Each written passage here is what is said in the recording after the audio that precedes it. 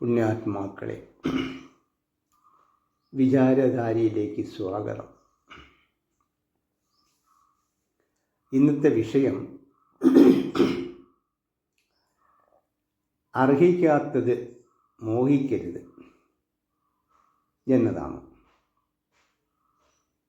Shri Mookambika channel ആദ്യമായി കാണുന്നവർ subscribe, like, comment, share ചെയ്യാൻ മറക്കരുത്. ഉത്തരഭാരതത്തിൽ തുംഗഭദ്ര നദിക്കരയിൽ ആത്മദേവൻ എന്നൊരു ബ്രാഹ്മണ ശ്രേഷ്ഠൻ ഭാര്യയോടും ധാരാളം സമ്പത്തുകളോടും താമസിച്ചിരുന്നു.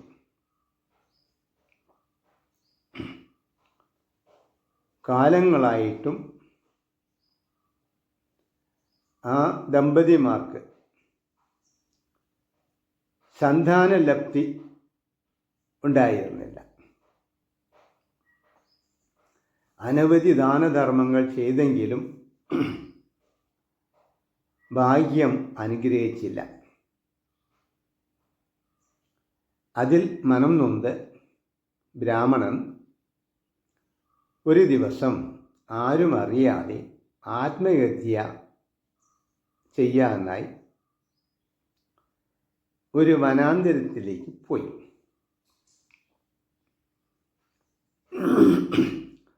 മുൻജന്മ സുഹൃതം എന്ന് പറയട്ടെ, അവിടെ ഒരു യതിവര്യനെ കാണാൻ സാധിച്ചു.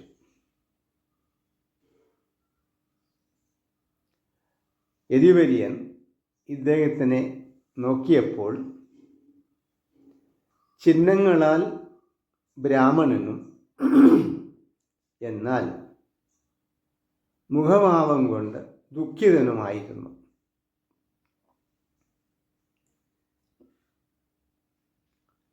അദ്ദേഹത്തിനോട് വന്ന കാര്യങ്ങളെ അന്വേഷിച്ചു. ബ്രാഹ്മണൻ തനിക്കുണ്ടായതായ ദുഃഖങ്ങളും ഇങ്ങോട്ട് വന്ന വിവരങ്ങളും എല്ലാം വിവരമായി സന്യാസിയോട് പറഞ്ഞു. ഒപ്പം തനിക്കൊരു പുത്രനുണ്ടാവാൻ അങ്ങ് അനുഗ്രഹിക്കുകയും വേണം എന്നും ആവശ്യപ്പെട്ടു. യതിവര്യൻ ജ്ഞാനദൃഷ്ട്യ നോക്കിയപ്പോൾ ഇദ്ദേഹത്തിന് ഈ ജന്മത്തിൽ സന്താനഭാഗ്യം ഉണ്ടാവാൻ ഒരു സാധ്യതയും കണ്ടില്ല. അഥവാ പുത്രൻ ഉണ്ടായാലോ വീണ്ടും ഈ ഗതി തന്നെ ഉണ്ടാവും എന്ന് പറയുകയും ഒപ്പം കുറച്ച് ആധ്യാത്മികമായ വിഷയങ്ങൾ, ഉപദേശങ്ങളും കൊടുത്തു.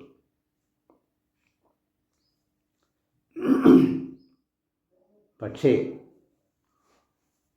ബ്രാഹ്മണന് ഉപദേശങ്ങൾ ഒന്നും ഉൾക്കൊള്ളാൻ സാധിച്ചില്ല. എന്തെന്നാൽ അദ്ദേഹത്തിന് ഒരു സന്താനം ആവശ്യമായിരുന്നു. എന്തായാലും അദ്ദേഹത്തിൻ്റെ ദുഃഖം മനസ്സിലാക്കി ഇനി ഒരു മരണത്തിലേക്ക് അദ്ദേഹം ചിന്തിക്കാതിരിക്കാൻ വേണ്ടി ഒരു പഴം എടുത്ത് തൻ്റെ തപശക്തിയെ അതിൽ ആവാഹിച്ച് കൊടുത്തിട്ട് പറഞ്ഞു, ഇന്ന് വ്രതങ്ങൾ ആചരിക്കണം. ഈ പഴം കഴിച്ചിട്ട് അങ്ങേക്ക് ഭാഗവതോത്തമനായ നല്ലൊരു പുത്രനുണ്ടാവും എന്ന് പറയുകയും ചെയ്തു.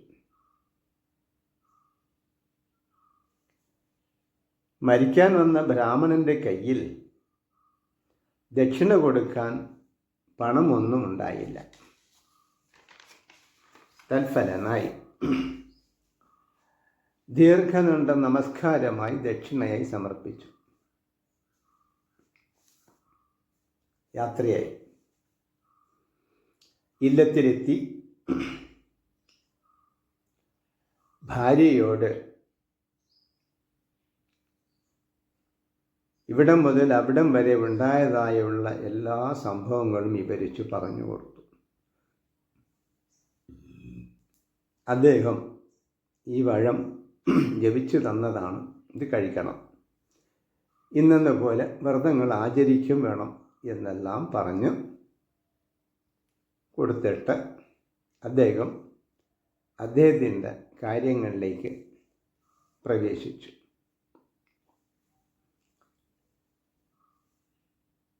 ധുന്ദുലി പഴം കയ്യിൽ പിടിച്ച് പിന്നീട് ഗർഭം ധരിച്ചാൽ പിന്നീട് ഉണ്ടാകാവുന്ന ബുദ്ധിമുട്ടുകളും ചിന്തിച്ച് ഇങ്ങനെ ഇരിക്കെ തൻ്റെ തോഴിമാർ അവിടെ വന്നു ചേർന്നു. അവരോട്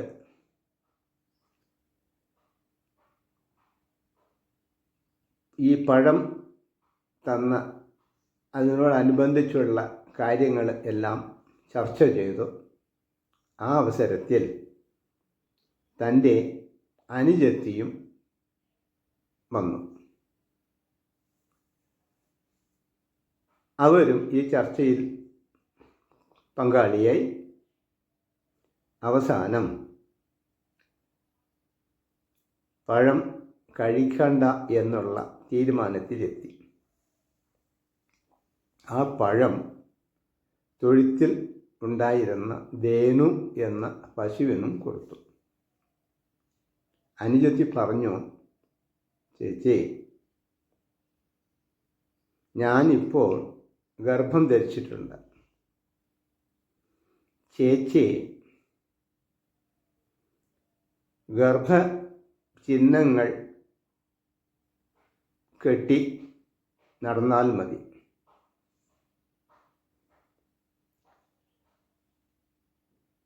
ഞാൻ പ്രസവിച്ച ഉടനെ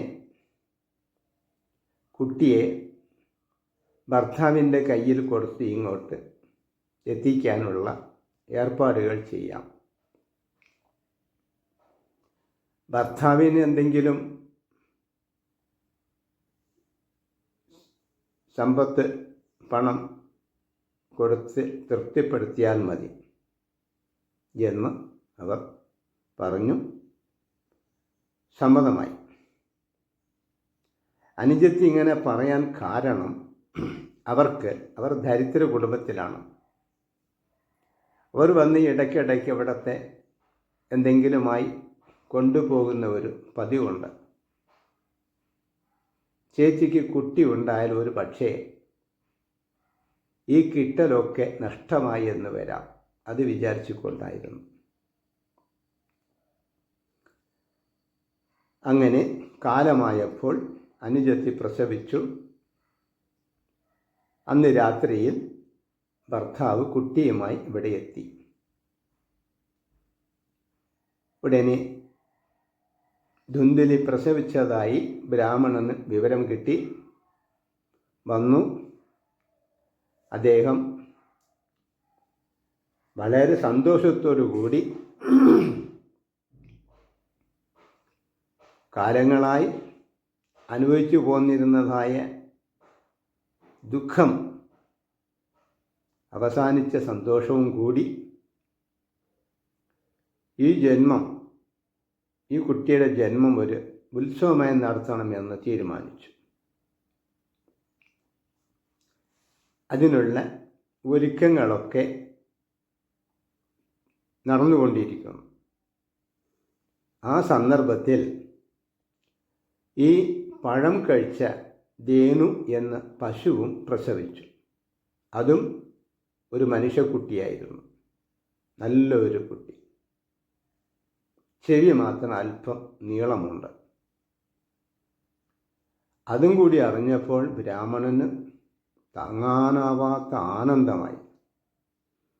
അങ്ങനെ ആഘോഷം ഗംഭീരമായി നടന്നു. അതിനിടയിൽ തന്നെ കുട്ടികൾക്ക് നാമകരണവും ചെയ്യപ്പെട്ടു. ആദ്യത്തെ കുട്ടിക്ക് ദുന്ദുകാരി എന്നും പശുവിൻ്റെ കുട്ടിക്ക് ഗോകർണൻ എന്നും പേര് വിളിച്ചു. കുട്ടികൾ വളർന്നു വലുതായി. ഗോകർണൻ പൂജാമുറിയിലും ജപം, ധ്യാനം ഇത്യാദി കർമ്മങ്ങളിൽ ഏർപ്പെട്ടിരിക്കെ ദുന്ദുകാരി ദുശ്ശീലങ്ങളായുള്ള ആളുകളുമായി കൂട്ടുകെട്ടും അവരുടെ ശീലങ്ങളും അനുകരിച്ചും നടന്നു പലരെയും ഉപദ്രവിക്കാൻ തുടങ്ങി. നഷ്ടങ്ങളൊക്കെ വരുത്താൻ തുടങ്ങി. അങ്ങനെയിരിക്കെ പലരും ബ്രാഹ്മണനോട് വന്ന് സംഭവിച്ചതായ അവസ്ഥകളൊക്കെ പറയും. അവർക്ക് ബ്രാഹ്മണൻ സമാധാനം പറഞ്ഞ് നഷ്ടപരിഹാരമായി കുറച്ച് സമ്പത്തും കൊടുത്ത് അങ്ങനെ വിടും. അങ്ങനെ പലരും വരും പോകും അങ്ങനെയായി. അങ്ങനെയിരിക്കെ സമ്പത്തിനും കുറവ് വന്നുകൊണ്ടേയിരിക്കുന്നു. മാത്രമല്ല അദ്ദേഹത്തിന് ഉണ്ടായിരുന്ന സൽപേരിനും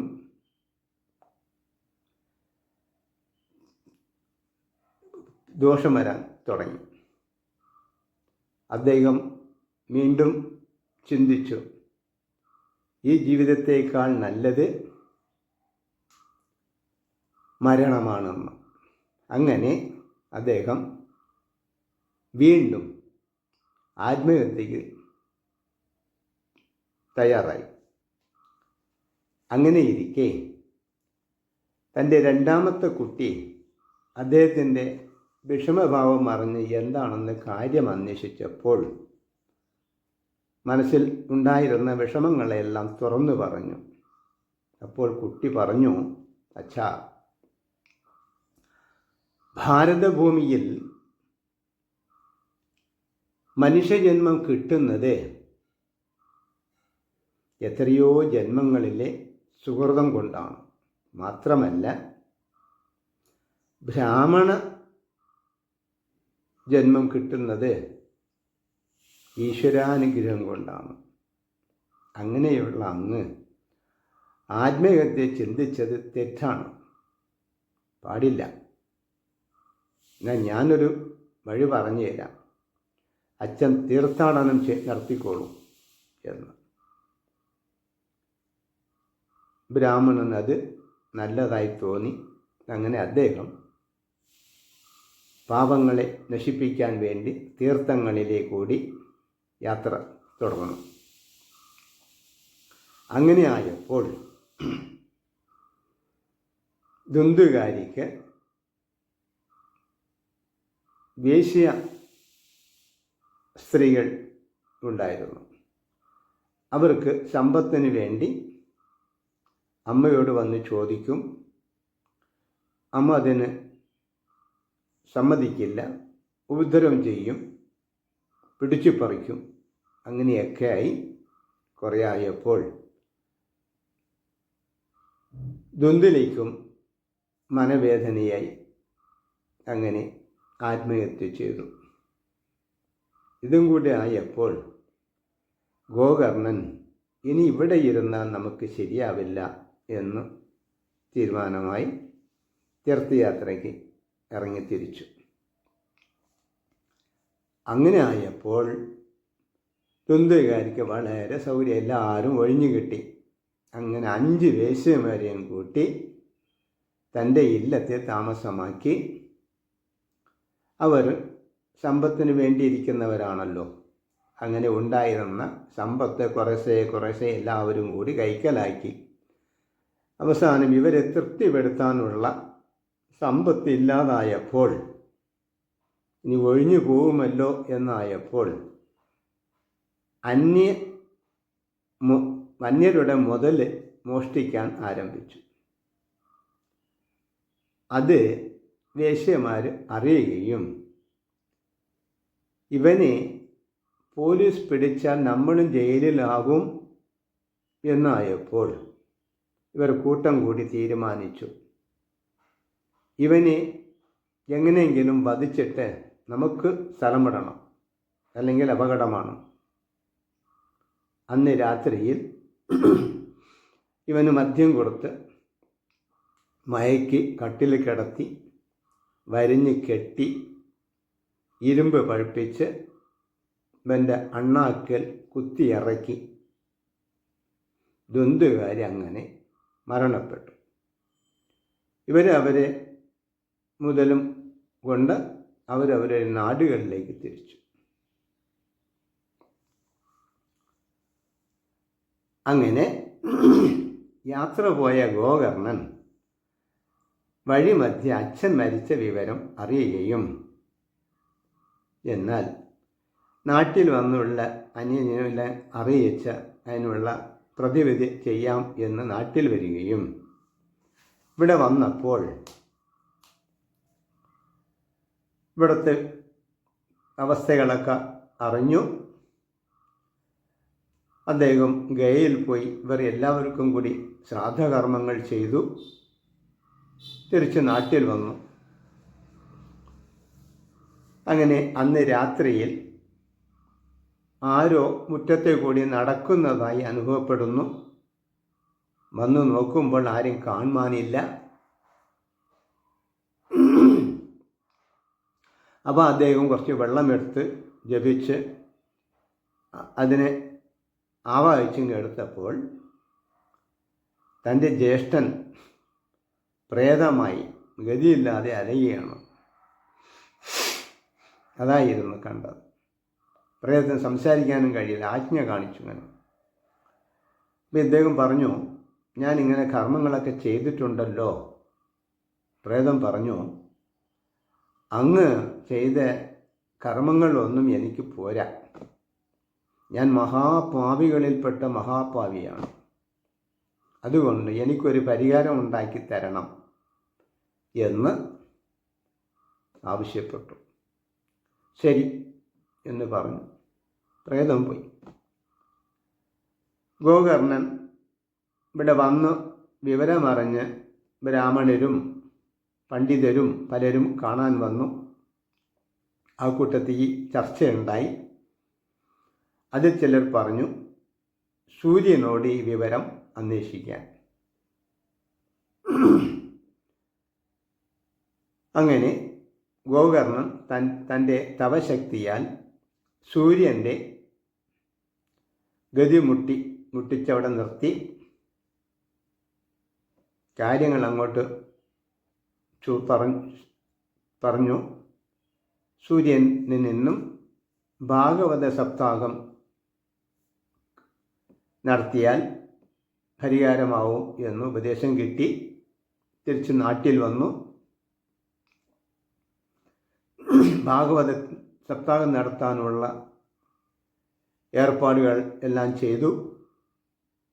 ക്ഷണിക്കേണ്ടവർ ക്ഷണിച്ചു, പലരും ക്ഷണിച്ചു. അങ്ങനെ പരിപാടി തുടങ്ങാനായി. വേദിയുടെ മുന്നിൽ 7 മുട്ടുകളുള്ള ഒരു മുള വെട്ടി നാട്ടി. ഒന്നാമത്തെ മുട്ടൻ ദ്വാരമെടുത്തു. പ്രേതത്തെ ആവാഹിച്ച് അവിടെ ഇരുത്തി ബന്ധിപ്പിച്ചു. 1-ാം ദിവസം ഭാഗവതം വായന കഴിഞ്ഞ് അവസാനം ഒരു മുട്ട് പൊട്ടി. പിറ്റേ ദിവസം 2-ാം മുട്ട് പൊട്ടി. അങ്ങനെ 7 ദിവസം കൊണ്ട് 7 മുട്ടും പൊട്ടി പ്രേതം മുക്തനായി.